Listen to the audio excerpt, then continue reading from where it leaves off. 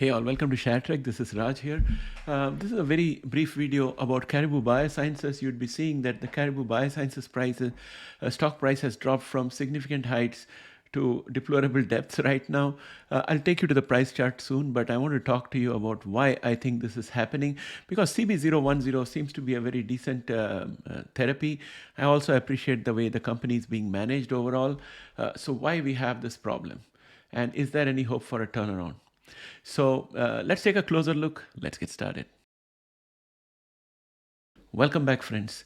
I'm going to take you to the price chart for Caribou Biosciences. Let us get familiar with the price terrain, and then we'll talk about some specifics about the financing for Caribou Biosciences and its impact on the stock price. Let me take you to the TradingView platform, and here we go. This is the Caribou Biosciences price chart, and you can see we had a huge gap down recently, and we are at around $1.91. So anyone who holds Caribou Bioscience stock must be really scared and wondering what the hell is happening. Overall, the chart is looking very, very bearish, and Caribou managed to bounce back from 14.23% on the RSI chart. So I've drawn a line out there, which is a support line. MACD is still bearish, but trying to get towards the signal line some way or the other. It's struggling out here.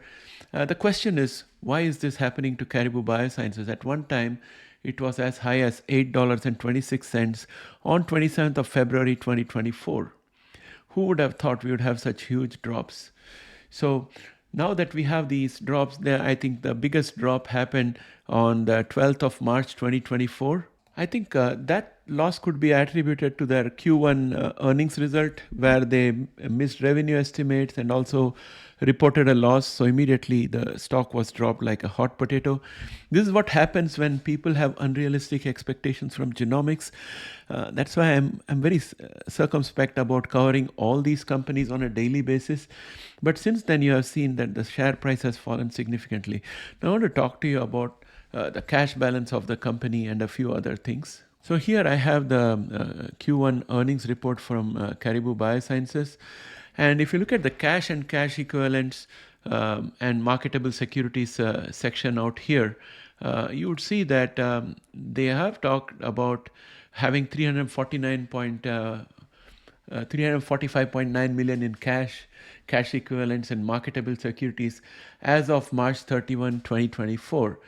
And they had expenses of around 48 million altogether if you add up R&D expenses and general and administrative expenses in the first quarter. So this cash balance we have of 345.9 million is after taking out that 48 million expenses in the first quarter. And if we assume the same burn rate, at the end of the year, Caribou would have approximately $200 million in cash in its books, and funding at current level for until end of 2025 as per my calculation. And Caribou has what is called as a at the market sales agreement or ATM sales agreement, in which essentially what happens is that Caribou Biosciences will be able to sell stock in the market. So at the market agreements are usually done because a company may not want to have one huge IPO and raise all its funding. So it wants to defer the raising of funding. So new shares will be issued at the market rate when the company decides to invoke the ATM privileges, and the shares will be sold at the market rate to raise funds.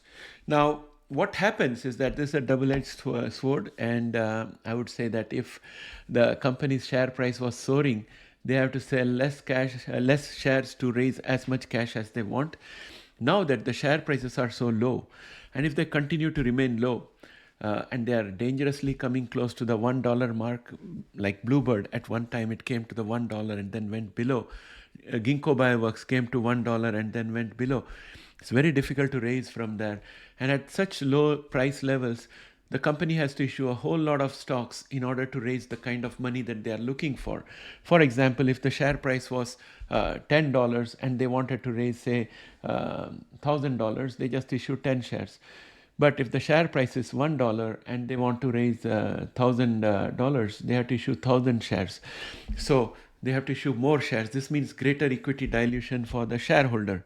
And that could be one reason why people are fleeing Caribou Biosciences right now, whereas they have got a pretty decent and very targeted and focused pipeline. It has 4 targets in it, and CB010 seems to be doing very well, but unfortunately for Caribou Biosciences, they do not have catalyst on CB010 until middle of 2025. So in the absence of any catalyst, as I mentioned before, share prices tend to go low for startup genomic companies without any revenue. Well, friends, so that is my explanation. Regardless of the fact that they may have a good CEO and they are managing everything well, CB010 is on the right track, the fact remains that shareholder wealth has been lost, and the milestones or what I would say catalyst for Caribou Biosciences on CB010 are all happening in 2025. So the absence of catalysts in this market, startup genomic companies without revenue generating products are likely to languish. We are coming dangerously close to the $1 mark, so I will be careful. So these are all, of course, my personal opinions, not financial advice. So be careful with that. And yeah, I would like to end this video with that, my friends. Put your thoughts in the comment section. I would like to hear from you.